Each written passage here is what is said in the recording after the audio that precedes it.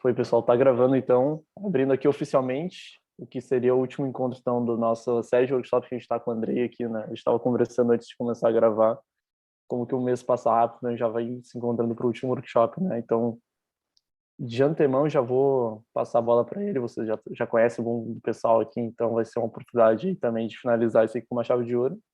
Vou pedir para vocês também interagirem bastante com ele, principalmente no final. Eu sempre indico, principalmente startups que eu acabo mentorando aqui, de utilizar sempre as perguntas e respostas para trazer bem o seu negócio, não precisa ter vergonha, assim, trazer para o seu contexto, que eu acho que consegue enriquecer a discussão e trazer um exemplo para as outras pessoas também que estão assistindo, tá? Mas, Andrei, é contigo, tá? Obrigadão pela tua presença. Boa, fechou. Não, valeu aí pela intro, Gui. Bom, pessoal, então hoje é o último passo aqui da jornada que a gente construiu. A gente falou um pouquinho de ideação, validação, crescimento, e agora são algumas coisas, alguns tópicos um pouco mais avançados até na jornada de uma startup, que é essa fase de escala. Geralmente, nesse momento, escala, né, é quando a startup já está muito mais bem estabelecida, já tem muito claro o cliente, os números, o crescimento, os canais de aquisição, as pessoas, responsabilidades. Geralmente você já tem até um líder, um nível a mais de liderança dentro da empresa. Não tem só os sócios fundadores, já tem uma camada ali de heads, gerentes que reportam para esses sócios também. A empresa já trabalha muito mais elementos de cultura, governança, como o board e outras coisas também. Então, a ideia é dar uma pincelada sobre os pontos mais relevantes dessa etapa e, claro, que adaptando para aqueles conceitos mais tangíveis e alcançáveis para vocês terem, né? Eu gosto de falar porque essa etapa está extremamente relacionada à atividade de captação de dinheiro da startup, né, investimento, e vai ter um momento que geralmente a startup para crescer vai acabar fazendo rodadas de investimento e geralmente vai ter um sócio fundador ali que vai praticamente tocar essa atividade de captar investimento full time, né? E o investimento em startups no Brasil ele está dobrando ano a ano desde 2017 praticamente. Isso acontece muito porque um fundo de venture capital que investe em startups geralmente ele dura 10 anos, o ciclo, ele capta dinheiro antes, aí ele faz 4 anos de investimentos, matura aquelas startups 3, 4 anos e depois faz a etapa de desinvestimento no final desse ciclo também. E como os primeiros fundos começaram a atuar praticamente 10 anos atrás e já tiveram os desinvestimentos rolando agora, já tiveram essas saídas, toda vez que tem uma saída que é a abertura de capital da startup, ou a compra por uma outra empresa também, você tem mais dinheiro disponível no ecossistema, e aí começou a surgir muito investimento anjo aqui no Brasil também. Hoje você vê muito executivo, pessoas do mercado, pessoas que já empreenderam, virando investidores anjo. E isso faz aumentar muito o número de investimentos, né? Ano passado, no Brasil, foram mais de 779 investimentos que aconteceram em startups. Ainda é um número pequeno, né, perto do total de startups, dá quase 10%, se você for ver que a gente tem aí umas 15 mil startups, até menor do que isso, mas provavelmente tem investimentos que não estão mapeados aqui nesse gráfico do distrito, e foi um valor de 9 bilhões de reais, 9 bilhões de dólares, quer dizer, investido no ecossistema, aproximadamente uns 50 bilhões aí também. O que é legal dessas atividades, porque geralmente o investidor, quando ele entra na startup, ele agrega muito com acesso, né? Você se conectar com talento, se conectar com potenciais clientes, se conectar com outras startups, corporações, e geralmente é alguém que já tem ali um portfólio de 10 a 20 startups, ele já conhece muito bem quais são os desafios dos empreendedores e vai conseguir te ajudar muito. Então, aí que é a grande importância do investidor estar entrando. Dinheiro pelo dinheiro, às vezes, uma linha de crédito num banco acaba compensando mais. Agora, o dinheiro que o investidor coloca, que te abre as portas e te dá esse acesso, pode ter muito mais valia do que comparando com outras fontes também. Só que é aquele grande dilema, né? O dinheiro vindo de um investidor de capital de risco ou de um investidor anjo, ele vai vir junto com uma necessidade de crescimento grande para a sua empresa. Então, vale a pena ponderar se você é um negócio que você quer crescer e você quer ter esse ritmo mais acelerado, porque senão é melhor você ir com outras fontes, outras alternativas, como, por exemplo, um equity crowdfunding, por exemplo. Se você tiver uma comunidade muito ativa de clientes, de parceiros, que queira, de uma forma coletiva, investir na sua startup, talvez você não tenha uma pressão tão grande por crescimento como de um investidor. Mas, geralmente, um investidor profissional, não é que ele vai ficar te pressionando para crescer localmente e te cobrando, microgerenciando. Muito pelo contrário, ele vai querer crescer junto com você, ele vai querer estar ali do seu lado também. Então, tem esse contexto aí, por isso que o cenário hoje no Brasil está muito favorável, porque todos os fundos de investimento levantaram novos fundos depois dos primeiros que aconteceram. A gente já teve os primeiros cases de sucesso acontecendo no Brasil. Lá no final dos anos de 2010, você tem tipo a saída do Buscapé, que foi muito grande. No começo dos anos de 2010, você teve a saída do peixe urbano, que foi muito grande, movimentou o ecossistema. E aí, ali para 2015 e 2016, você começou a ter os primeiros grandes unicórnios brasileiros e as grandes saídas. Isso tudo fez ter mais dinheiro abundante, mais pessoas interessadas em investir em startups, mais exemplos de sucesso, e por isso que acabou virando, enfim, um boom. Em cada dia que você vê, 2, 3 rodadas de captação grande sendo anunciadas. Hoje, os principais investidores em startups são esses daqui. Eles podem ser agrupados em alguns clusters, né, em algumas categorias. Você tem desde aceleradoras, que vão ter um trabalho mais tailor-made, de trazer você, incubar, colocar ali dentro, fazer um investimento um pouco menor pelo seu equity, na média ali uns R$ 200 mil por uns 8% da sociedade, e elas vão te ajudar com alguma metodologia você crescer nesse início.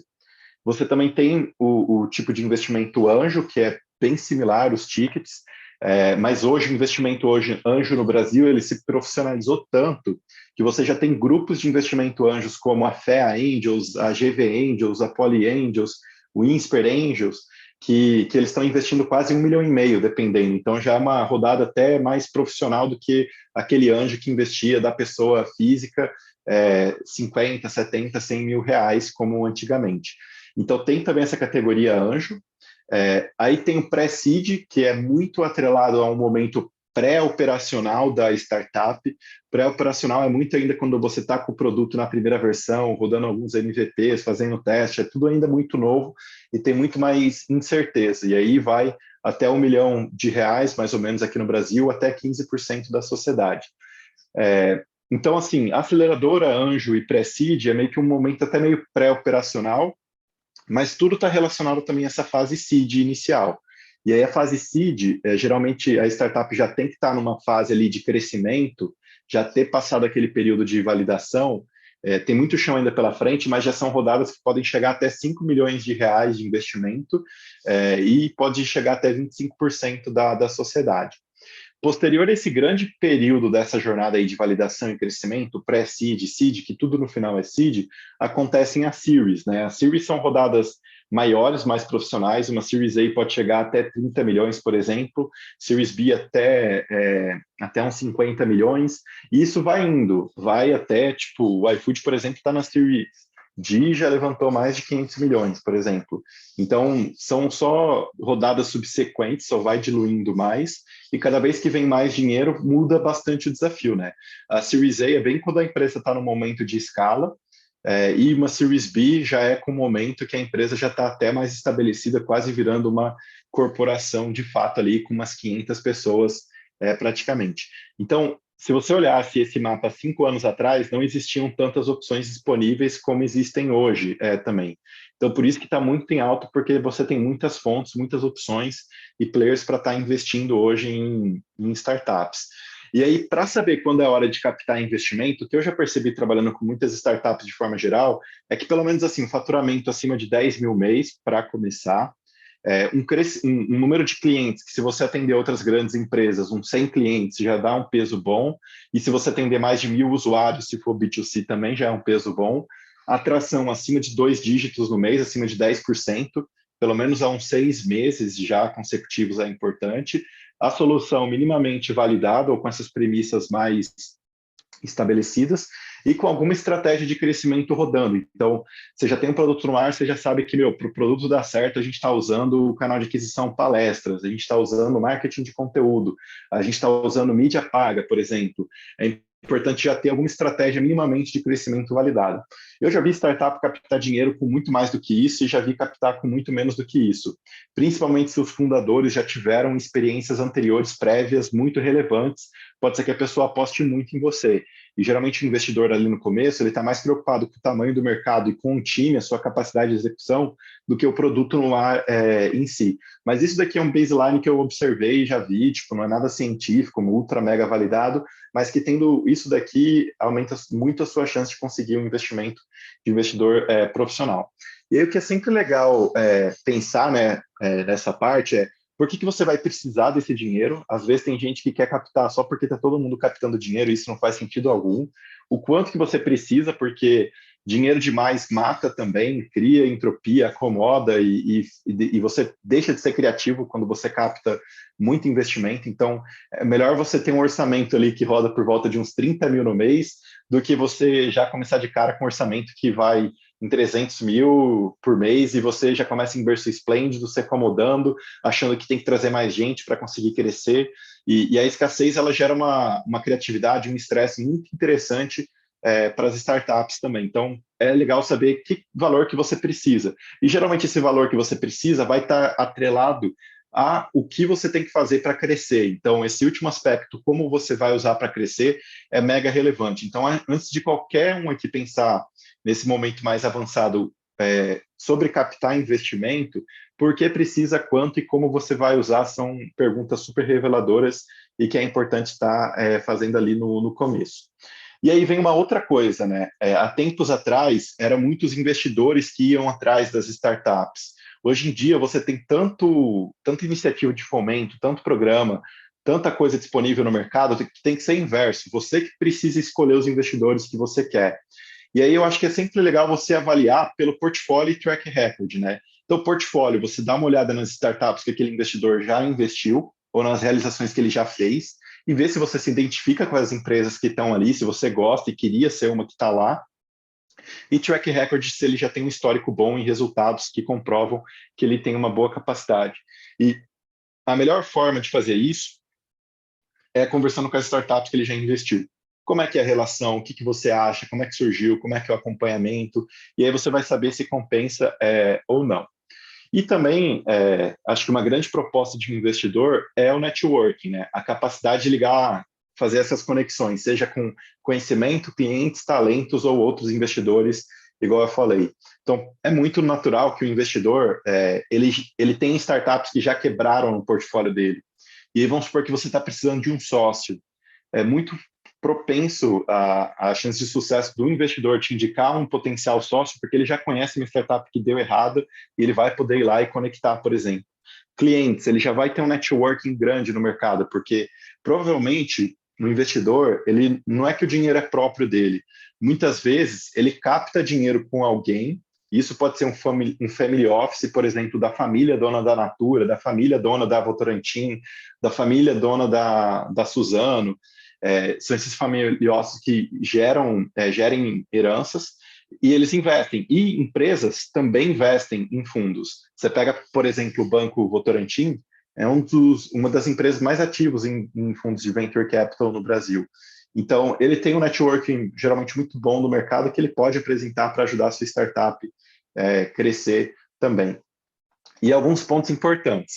A maioria dos investimentos ela vai acontecer por relacionamento prévio. Geralmente dá certo quando você já conhece a pessoa com uma certa antecedência. Então, é legal você pensar que é 6 meses, que é o tempo para você conseguir captar entre conhecer, criar relacionamento, abrir o contato, negociar e depois cair o dinheiro. E a cada 18 meses, as startups vão repetir esse ciclo pelo menos umas 3 vezes, que são exatamente aqueles estágios lá de pré-seed, seed e a series em diante. Talvez você continue fazendo aquilo muito mais, mas pelo que eu vejo, na média, umas 3 rodadas de captação é o valor que geralmente o fundador vai acabar fazendo. Mais do que isso, às vezes a empresa já teve uma saída, foi comprada, ou alguém já vai estar mais atrelado a essa atividade. E também, assim, outra coisa, não precisa perder muito tempo com o valor da sua empresa, porque cada estágio tem uma média, e cada investidor tem um ticket médio que ele investe. Então, é muito mais fácil você se adequar aos padrões ali da rodada do que ficar pensando quanto que vale, não, e etc. Eu já vi muita gente perdendo tempo com isso. E aqui tem os principais motivos do porquê que a startup não conseguiu investimento. E é legal porque isso daqui é, uma engenharia reversa para você conseguir captar, né? Então, por exemplo, sem fit com a tese. Não adianta nada você procurar um fundo que investe em estágios mais avançados e você está muito no começo da sua startup, não está na tese daquele fundo.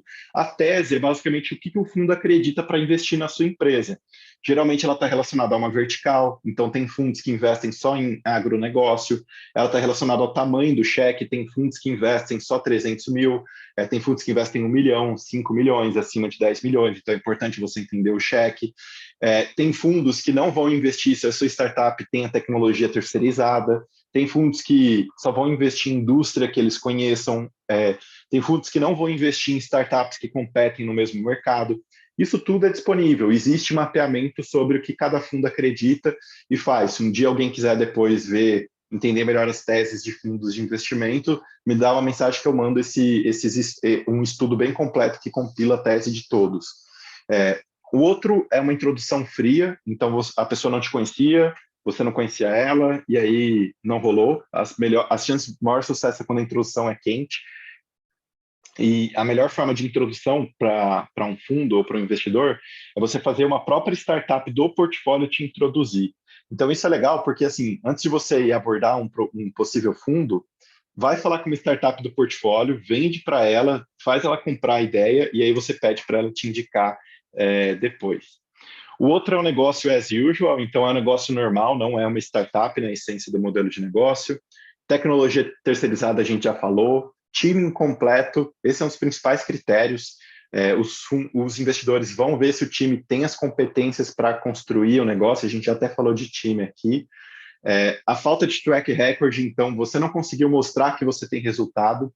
Esses dias eu estava falando com um empreendedor mesmo, que ele fala que não tem experiência com startup, mas ele já criou e vendeu 5 empresas. Aí eu falei, não é possível, você tem experiência empreendendo, você é um empreendedor serial, é só o jeito como você conta isso. Todo mundo aqui deve ter algum resultado, alguma coisa relevante que tem na sua trajetória, que você consegue adaptar esse storytelling, esse speech e colocar ali na hora de você se introduzir e vender. O outro é o cap table, né, que é a estrutura societária comprometida. Então, você tem ali, sei lá, 30% de participação da sua mãe, que nem está no dia a dia, mas você captou investimento com ela, ela te ajudou e você deu 30% do negócio para ela, para um tio ou para alguém que não está no dia a dia. Isso é ruim porque, como a cada rodada você vai se diluindo, é legal que pelo menos 80% ali nesse começo da empresa esteja na mão dos fundadores também. E a outra coisa é que o saudável é estar distribuído entre pelo menos 2 sócios de uma forma grande. Geralmente, uma startup que chega com 80% da startup na mão de uma pessoa é mal visto. O bom visto é tipo, por exemplo, um fundador tem 55%, o outro fundador tem 45%. Ou um tem 40%, outro tem 30%, outro tem 20%. Isso é bem visto, por exemplo. Então, é legal ter esse balanço. Se você não tiver, não tem problema, tudo é conversado, você consegue criar stop options pool, né, para dar para os funcionários depois. Geralmente os fundos eles ajudam nessa estruturação, eles vão indicar um advogado apropriado para fazer esse pente fino aí também. O mercado é muito pequeno, então, tipo, sei lá, estou atuando com um negócio que é ultra nichado, o produto é ruim, ele testou, não gostou, ou seja, não tem retenção. A gente já falou de produto bom e produto ruim. Falta de preparação, então você não tem um pitch deck afiado, você não tem um plano, não tem a projeção, executivo, sumário executivo e etc. E aqui a gente vai até falar de pitch já já. Não teve a química entre você e o investidor. Esse já teve até um estudo que falou que foi o principal motivo por não rolar investimento, porque as duas partes não gostaram uma da outra. Falta o excesso de capital, então você já começou a startup muito rica, ou você está muito quebrado, precisa de dinheiro urgente, e aí quando você está desesperado por dinheiro, o investidor ele fica com medo de entrar, porque no desespero você pode tomar decisões ruins, né? O rato de aceleradora é a startup que participa de muita aceleração, muito programa e nunca avança, ou é uma startup que só fica ganhando prêmio, mas não tem muito resultado também. Eu já vi muito negócio não dar certo por isso. Então, assim, dado que o investidor a maioria acontece por relacionamento, como que você pode fazer para criar esse relacionamento com os investidores? Tem um portal muito bom que chama Sling Hub, que você consegue ter acesso a todos os investidores do Brasil. Aí você pode ir lá selecionar 20 que você gostou e tem fit com o seu negócio, portfólio, a tese, estágio, setor. Você começa a procurar conteúdos deles, tipo blog, podcast, e-book, livros, vídeo, YouTube, curso e o que for. Atualiza as suas redes sociais e se conecte com os perfis deles e vá consumindo esses conteúdos para aprender e ver como é que ele pensa, né? E aí você começa dando feedback. Com certeza, depois de um tempo, ele vai acabar notando que você é um fã, uma pessoa que está seguindo, e a chance de você ser convidado para um evento, comparecer, ele te encontrar, você abordar e começar a ser conhecido e visto vai ser muito alto. Só que isso você vai fazer durante um ano, né? Você não vai fazer de um mês para o outro só quando você precisa. E depois de algumas interações, aí você aborda, chama para um café, a pessoa já vai conhecer, já vai lembrar e já vai ver. Tem muita gente que às vezes acha que eu invisto. Eu não invisto em startup, não tenho dinheiro para isso. Sou um mero mortal. Tem uns equity crowdfunding aí que eu entrei e tal, mas eu percebo quando alguém começa a seguir meus conteúdos, comentar meus vídeos no YouTube, curtir no Insta, e aí eu sempre vejo aquela pessoa curtindo, interagindo, falando isso, vai ficando na minha cabeça, por mais que tipo, no LinkedIn eu tenho quase 20 mil seguidores. E aí, se é uma pessoa que eu lembro que ela é ativa, engajada, ela pede uma mentoria para mim, eu faço de graça sem problema algum. Provavelmente algum de vocês aqui que já participou falou, se daqui 3 meses vier falar comigo, eu vou conversar numa boa, porque a gente já se conhece, a gente já viu também. Então é legal, é aquela máxima de quem não é visto não é lembrado, né? Então, essa é a melhor forma para você ir criando relacionamento com os investidores.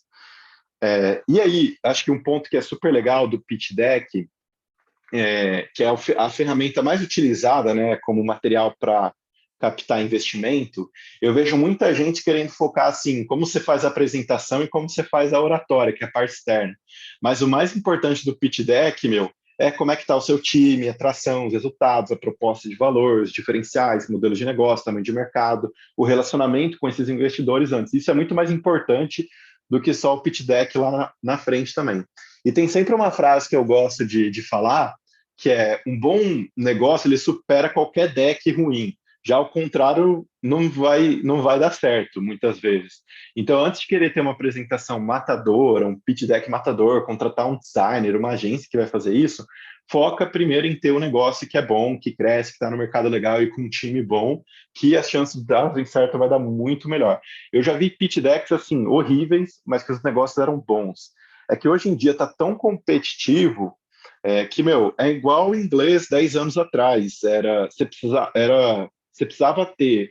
Hoje já é tipo básico, assim, sem isso você não consegue competir com umas boas posições. Então, pitch deck bonitinho é o mínimo, porque hoje tem tanta competição, tem tanta startup disponível, e as pessoas que estão avaliando os decks, eu mesmo hoje trabalhando numa corporação, eu avalio aqui por dia facilmente uns 10, 15 decks que chegam a oportunidades. Então, quando você vê algo minimamente mais estruturado, você nota melhor, não tem como não ver isso também, né? E aí, os principais erros que existem num pitch deck, né? Querer falar tudo de uma vez, então já fazer uma apresentação de 60 slides e manda, e aí tem vezes que está tão grande a apresentação que a pessoa manda até pelo e-transfer ou não abre nem no Google Drive, de tão grande que ela está. Confundir um pitch deck comercial de vendas, porque é diferente quando você está vendendo o produto e quando você está vendendo a empresa. Quando você vai vender o produto, você tem que focar nas funcionalidades, no impacto, como é que funciona, plano, modelo de negócio. Quando você vai vender a sua empresa, você tem que vender o seu histórico, você tem que vender o mercado, que você está ali, a concorrência, a visão, o diferencial. Então é muito diferente um pitch de vendas para um pitch de captação de investimento. Não se atentar ao tempo previsto, vamos supor que você participou de um pitch day ou de alguma competição ou uma reunião que é 15 minutos e você gasta 15 minutos falando o tempo inteiro. Então, não reservar um tempo para perguntas no final, isso é muito ruim. Eu digo aqui do meu caso, quando eu vou conversar com uma startup, eu sento lá e marco 25 minutos de conversa, a startup fica 25 minutos falando, eu saio com um posicionamento muito ruim, porque não deu nem tempo de interagir, né? Então, ter essa interação é importante, é legal. Não ter tração a avanços concretos, é tudo muito plano, ideia, etc. E também menosprezar a identidade visual, tomar um pouquinho de cuidado.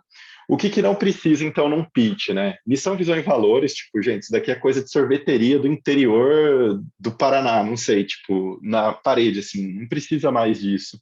Histórico da empresa, aqui eu vou fazer um parênteses, talvez é legal uma timeline dos últimos 3 anos, com os principais marcos, não tem problema. Mais de um slide falando do problema, tem muita startup que quer ensinar investidor, só que não precisa, um só é o suficiente.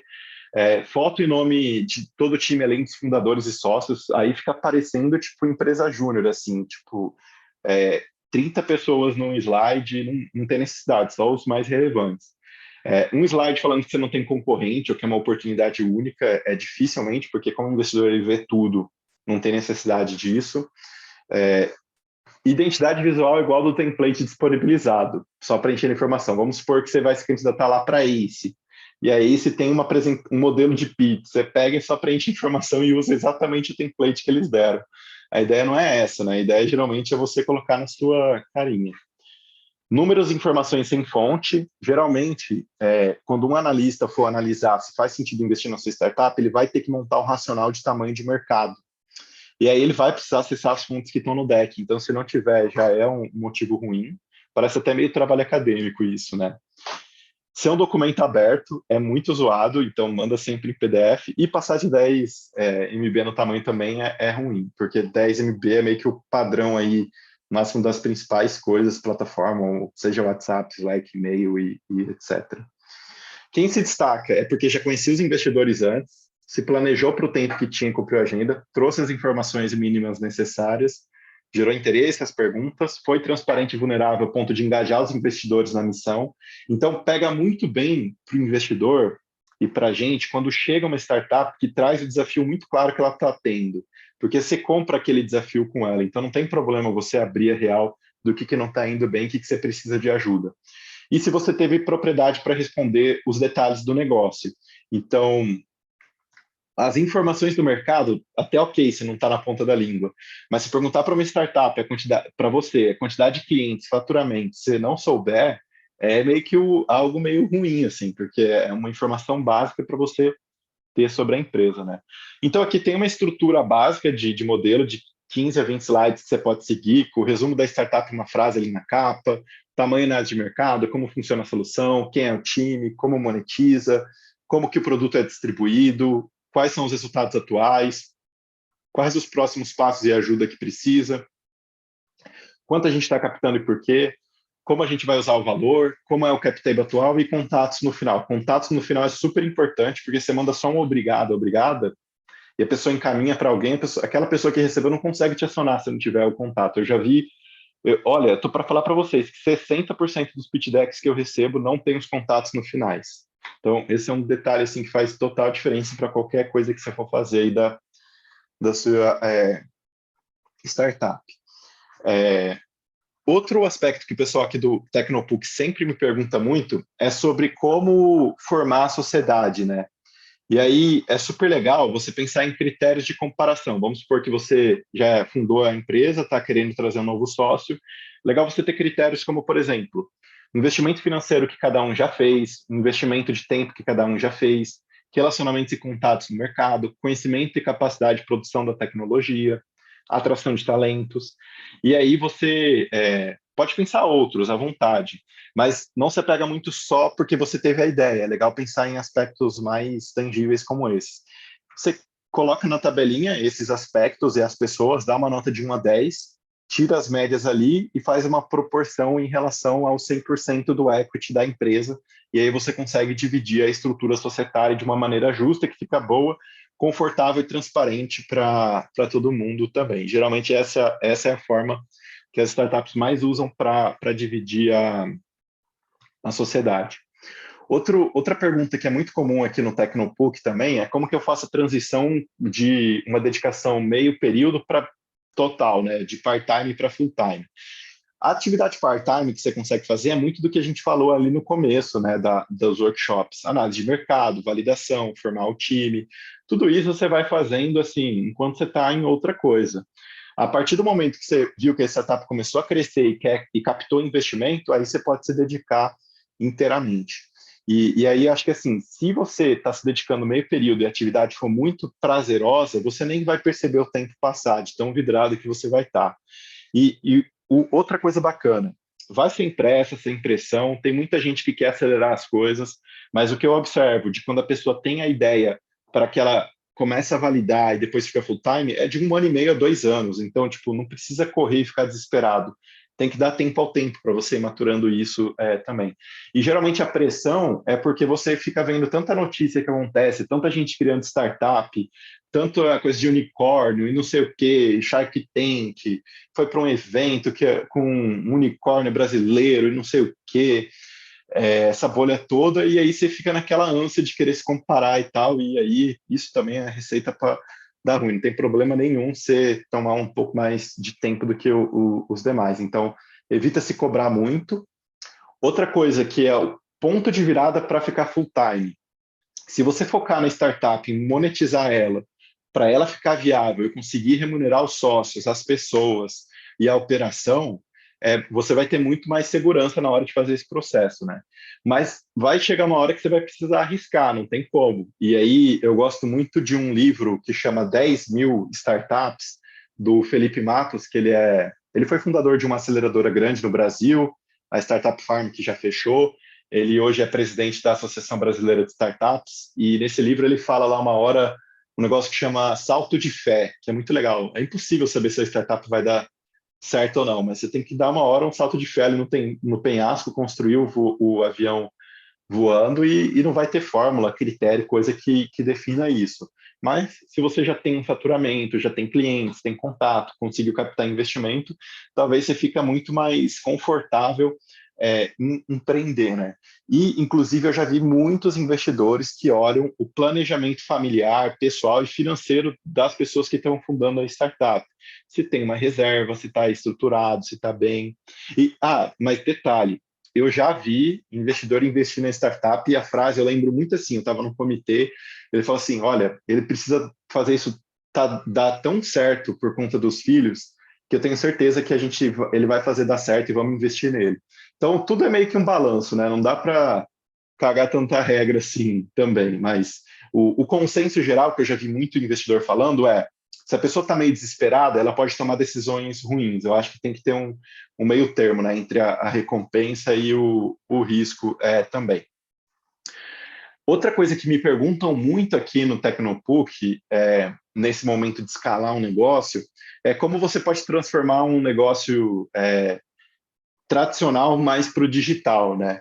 E geralmente o problema que eu vejo, o desafio, é a tecnologia. Então, geralmente existe uma carência de você ter alguém mais técnico, ou um CTO, programador, desenvolvedor na empresa.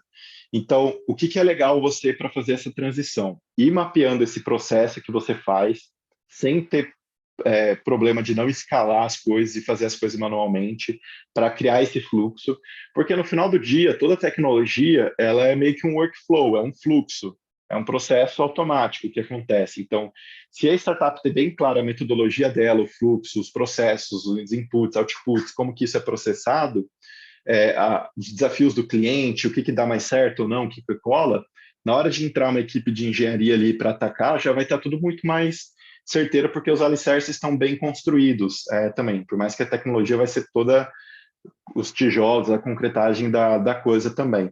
Então, focar na construção do método enquanto você não tem um CTO é super legal. Fazer as mentorias no ecossistema, imersão, curso, benchmark com outras startups, porque você vai acabar tendo muitas ideias do que você pode estar fazendo ali também e aprendendo com outros modelos. Ver as principais metodologias de startups, eu acho que as duas mais comuns são Lean Startup, lá do Eric Ries, e o Customer Development do Steve Blank, que são as duas mais comentadas assim, massivamente no mercado, e elas ensinam você a criar um negócio, né? Então, são boas referências porque, assim, te direcionam bem.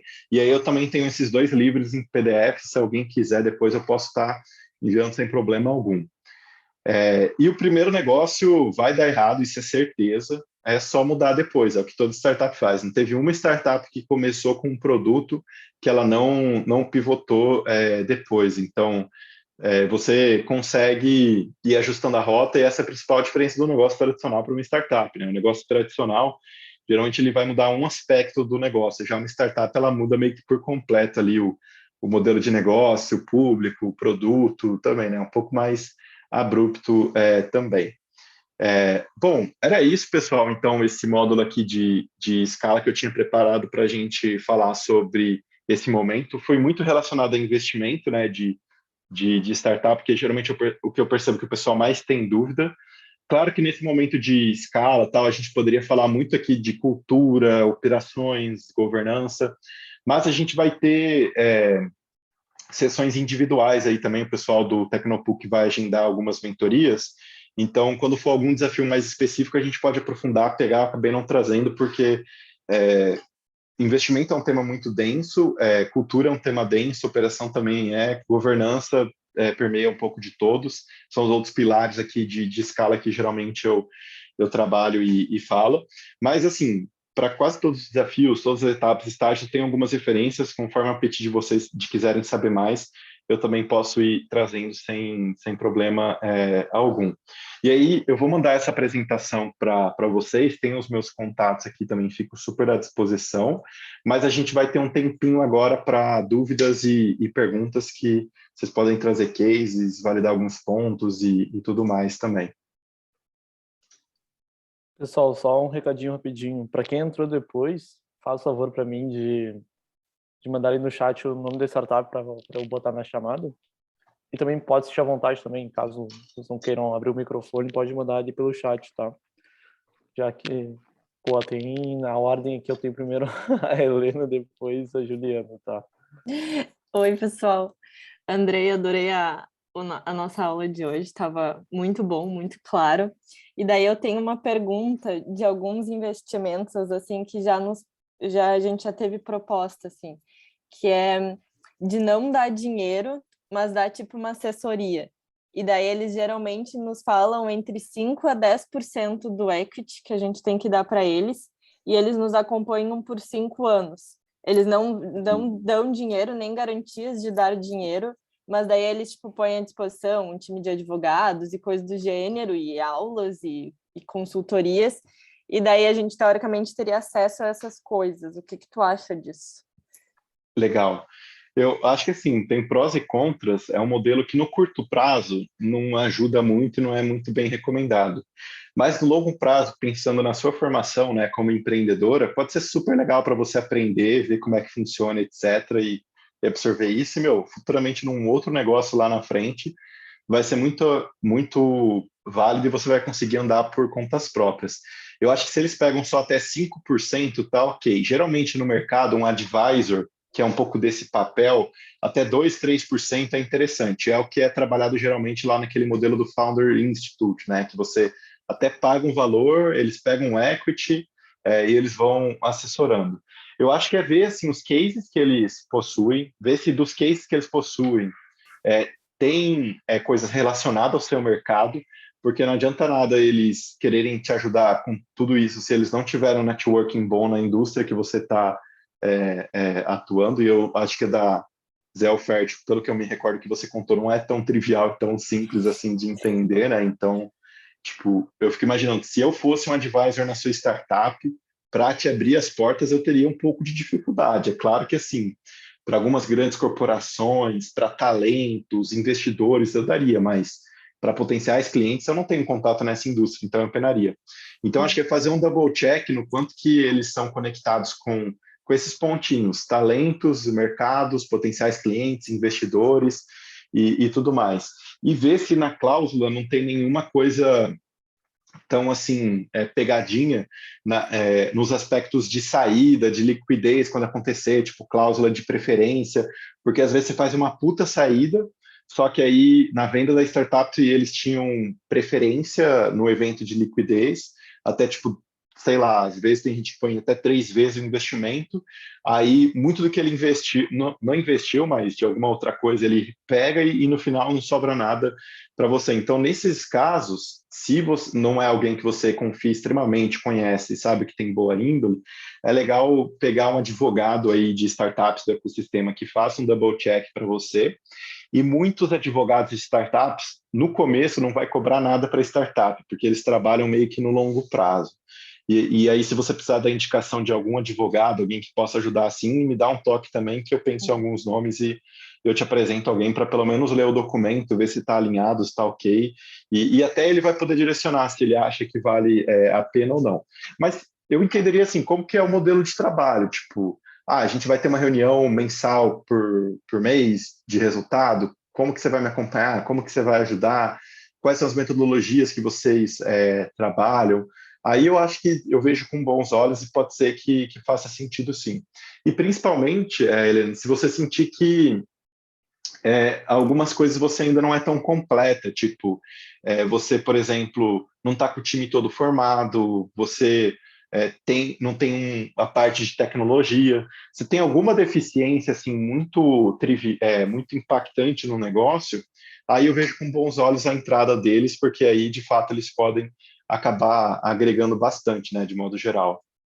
Sim, a gente sempre ficava um pouco de receio nessa questão de depois que a gente for ter um investidor com dinheiro, o que ele ia achar da gente ter aquele primeiro investidor, né, de já ter dissolvido um pouco da empresa, mas então acho que talvez se a gente explicar por esse lado, assim, de que complementou o nosso time, porque na verdade, por enquanto, a gente é 2 sócias, nós 2 somos mulheres e engenheiras químicas e trabalhamos na parte acadêmica, então, tipo, seria interessante alguém com mais visão de isso. negócio, né? E se vocês tiverem 95% do negócio em mão e eles até 5%, isso não é um red flag, seria tranquilo. Beleza, muito obrigada. Imagina. Boa, Juliana na sequência. Vamos levantando a mão aí, pessoal. Vou escrever no chat. Boa noite, Porra. Obrigada pelo conteúdo. Nossa, muito, muito bom tudo que você comentou. Eu tenho 2 questõezinhas. Para mim, assim, são questões assim chaves. Você falou dessa questão que tem que ter ali um certo fit, né, com o investidor, né, o lado assim mais humano.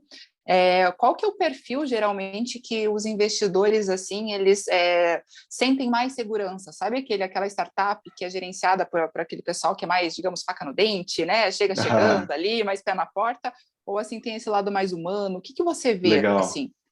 Tá, isso é bacana, perfil empreendedor, né, assim, digamos.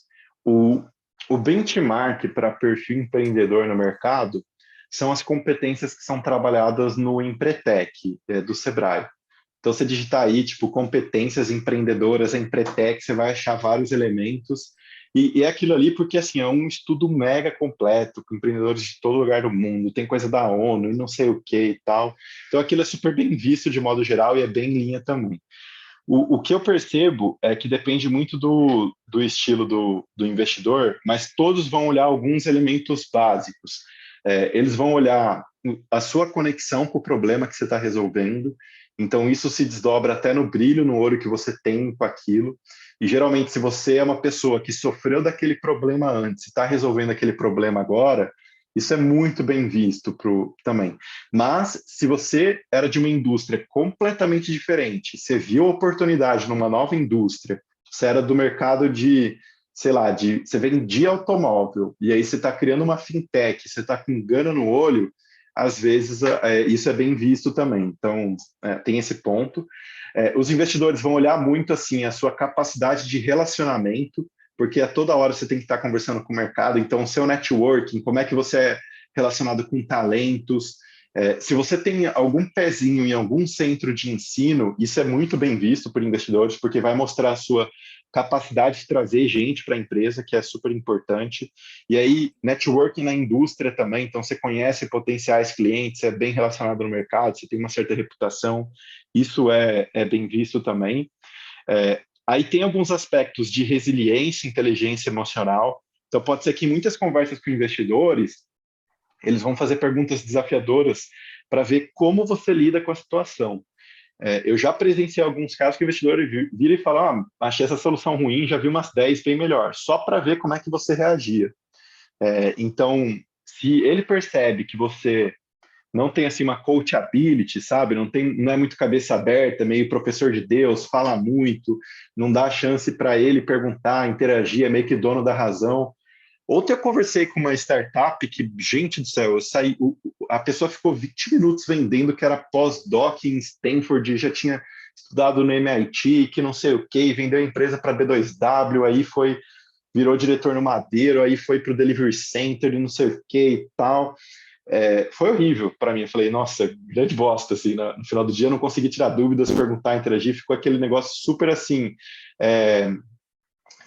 meio arrogante, sabe? Então, não ser arrogante, ser cabeça aberta é um ponto que eles olham muito. É até um outro ponto diferente do inteligência emocional.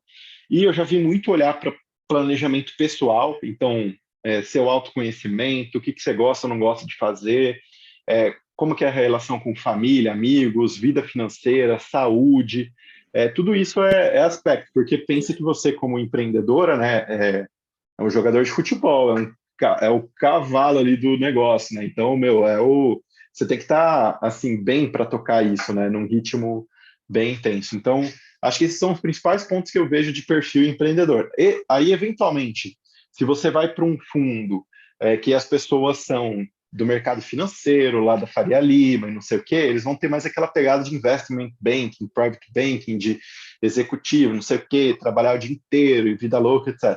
Agora, vamos supor que você vai para um fundo do Google, por exemplo, o Black Founders, que eles investem em fundadores negros de startups. Aí já é uma pegada muito mais humanitária, pessoas, relacionamentos, propósito. Então, acho que você tem que saber adequar qual que é a de cada fundo também, né? Cada um vai ter um certo modelo, alguma coisa. Você pega, tipo, um fundo como, por exemplo, a Stella Investimentos, que investiu na OMI, na Resultados Digitais, é um fundo mais até assim meio que Faria Limer. Então, eles vão olhar a sua capacidade analítica, o seu conhecimento, quanto que você é inteligente, tem contato, conhece frameworks de crescimento e fala lá umas buzzwords, uns jargões para eles e tal.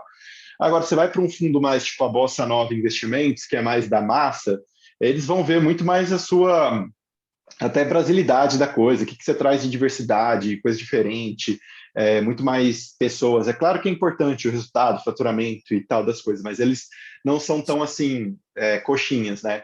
Então, para cada um você vai sentir o que eles sentem, mas de modo geral, se você tem, tipo, um bom networking, inteligência emocional, coachability, conexão com o problema, propósito, brilho no olho, são as competências mais bem vistas e, assim, Empretec, competências empreendedoras, lá tem todas bem detalhadas, são muito legais mesmo. Ah, legal, obrigada, André. Andrei, desculpa. Não, imagina, eu tô super acostumado, a galera nem lê meu I direito, eu sou chamado de André massivamente. Não, desculpa.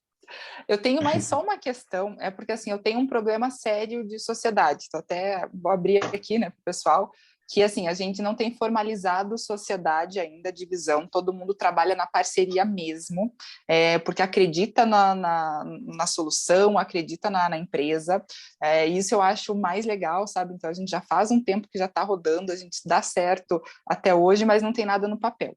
E agora eu estou no momento de colocar as coisas no papel, preto no branco, vamos dividir sociedade, porque por enquanto é tudo meu. Sociedade 100%, né, juridicamente. Assim, se entrar numa rodada de investimento nesse formato, o investidor não vê legal, certo?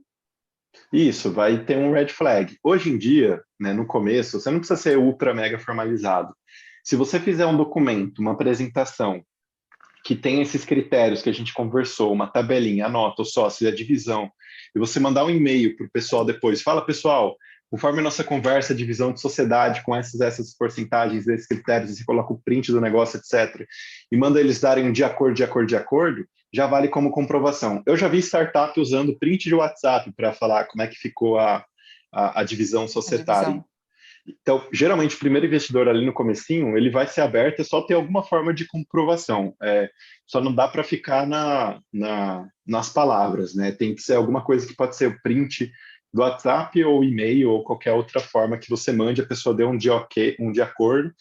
Aí você printa aquilo e vai procurar algum advogado para formalizar e colocar. Mas assim, você vai conhecer o investidor, é um jogo a médio e longo prazo, né? Então, conversa, se relaciona, vai estruturando, formaliza, pega indicações de advogados com ele, etc. Aí, conforme se for se ajustando, vai dar o tempo certinho dele ir lá fazer o investimento e o dinheiro cair depois também. Então, dá para você ir tocando isso em paralelo. Ah, legal, entendi. Obrigada. Que às vezes dá medo, né, de fazer uma mudança ali de contrato, se Sim. comprometer a galera e né, não dá Mas certo. se ele perceber que vocês se dão bem e os relacionamentos são ok, tipo, isso já é meio caminho andado. O que ele vai tentar ver é se, se tem alguma treta aí por volta com os sócios, algum atrito. Uma vez eu já vi um investimento que não rolou, passou toda a etapa, chegou numa reunião, os fundadores começaram a discutir antes do investidor entrar quem é ser CEO e quem é ser COO. Ficou uma puta discussão de criança, quem brinca com tal brinquedo ou não. E aí, não, porque eu acho que você, como CEO, não está fazendo o seu papel e por isso que eu devia ser o CEO.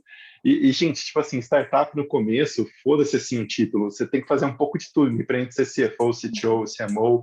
Então, tipo, não tem nada a ver a justificativa, não estou satisfeito com o que você faz externamente, isso tinha que ser papel do CEO. Aí o CEO falando, por isso que eu tinha que ser o CEO e não você. E aí o investidor entrou no meio, eles começaram a discutir isso, aí o investidor fingiu que nada aconteceu, conduziu a reunião e tal, depois mandou o escritório de advocacia lá, que eles estavam fazendo a due diligence, né, que é o processo de verificar se está tudo certo com a empresa, tipo uma auditoria, né, antes do investimento recusar, porque teve esse desentendimento, e aí eles pegaram, pô, se o pessoal está gastando tempo discutindo quem é um CEO e COO, é ruim. Aí eu já vi também startup que fala, a gente não vai ter um CEO. Eu já vi isso sendo mal visto também, porque aí parece que não tem alguém que decide no final, né? Então, essa complementariedade entre o time é super bem vista e importante. Eles vão querer ver como que as pessoas se complementam e se dão bem.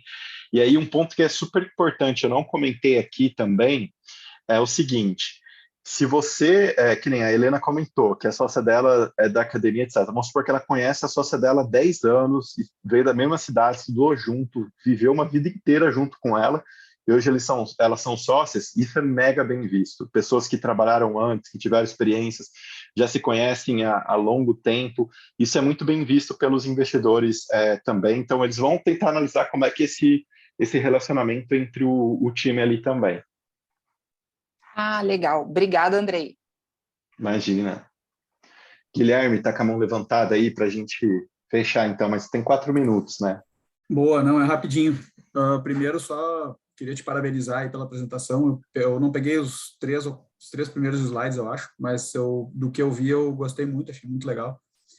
Segundo, agradecer aí pelo Guilherme do Tecnopuc, aí para meu xará, por ter nos convidado aí para o dia de hoje, ter lembrado, né?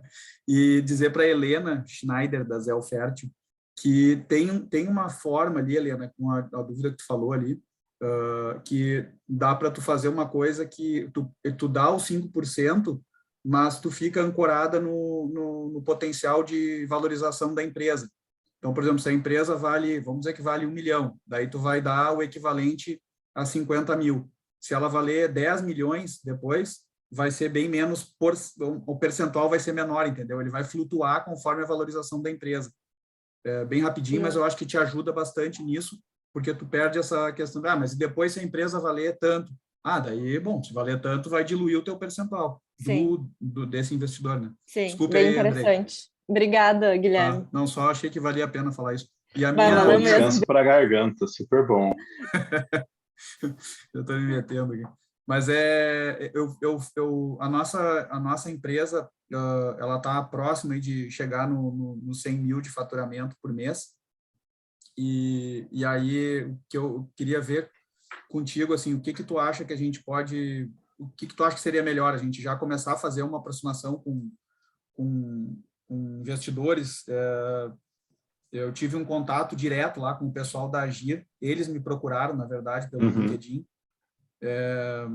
pelos movimentos que a gente está fazendo, que a gente está publicando, e o pessoal nos procurou. Então, só rapidamente, eu sei que o tempo está estourado aí, E eu queria só entender assim, o que tu direcionaria, assim, o que tu imaginaria numa startup, no nosso caso, que já tem produto no mercado, já está fazendo vendas, estou com vários contratos em vias de assinatura, tem um faturamento, ela para em pé, ela já tem vamos dizer assim, tem receita recorrente, tem mais de um cliente, e eu só queria, isso que eu queria ver contigo, se tu acha que a gente já vai buscando e já vai visualizando isso, também daí eu queria depois entender assim, se a gente vai para um seed, se a gente iria para um pré-seed, mas Você por já aí. está Essa com seria o meu comentário. resultado, já está com resultado e tal, você já tem uma história para contar, já dá para ir direto para um seed e começaria o quanto antes o investimento, porque a melhor época para captar é quando você não está precisando captar. Então, quanto antes você começar a abrir contato, se relacionar, tomar café, conversar,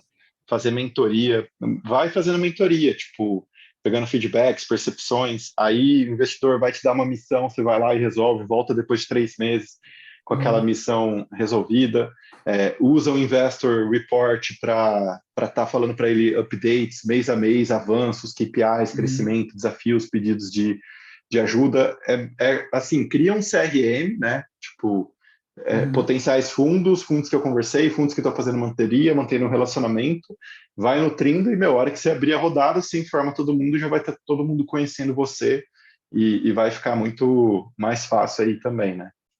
Fazer um pipeline, então, e correr atrás. Isso, exato. E mirando um seed, então. Isso, eu faria isso. Tá. Você já tem resultado, cliente, faturamento, com certeza. A não ser que você não tenha, tipo, a tecnologia não é proprietária, você não tem time, aí é pré-seed. Se você não tem algum aspecto relevante da empresa, apesar de estar faturamento, ainda é pré-seed. Mas se ela já está minimamente com as estruturas básicas que existem, aí você já pode ir para um seed com certeza. Tá. É tudo terceiro, a gente não tem funcionário, mas, enfim, a tecnologia é nossa, enfim, todo o processo é a gente que roda. Legal. Tá. Não, boa. mas é isso. Obrigado aí. Animal. Bom, fechou. Acho que é isso, pessoal. Valeu pelas essas 4 semanas. Foi bem prazeroso e legal. Precisando de ajuda, contem aí comigo. Todas as turmas que eu dei e falei aqui do Tecnopuc, mantenho contato até hoje com o pessoal, é super bacana. Então, fico super disponível aí. Tem os meus contatos, o pessoal do Tecnopuc tem também, precisando, só dá um toque. Obrigadão, então, Andrei, que nem a gente comentou no início, né? Foi uma baita jornada que passa muito rápido, né? Esse encontro está sendo gravado, eu vou estar disponibilizando também a própria apresentação que ele utilizou hoje ali na nossa comunidade virtual.